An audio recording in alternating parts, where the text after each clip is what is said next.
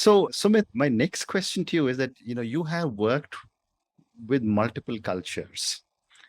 And since you are from India, one of the questions I would ask you is that, traditionally, coaching was done by a family elder or by someone who in your organization who took a liking for you. What has changed in coaching as a profession that people are now looking for qualified, certified coaches and are willing to pay?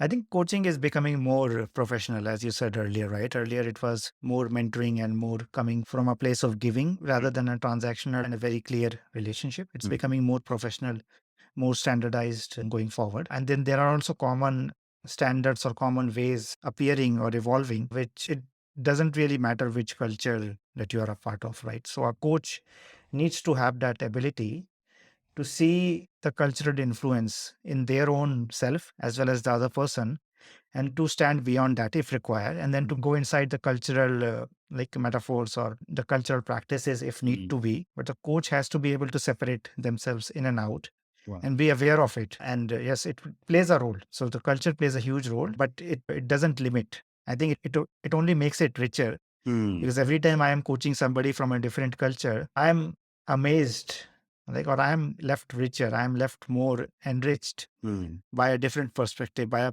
different way of looking at the world. And then I take that into my life, into the other work that I'm doing with more of my clients. So it's like feeds into the process, right? So it's not a one-way street. Mm. I'm learning as much as maybe I'm contributing.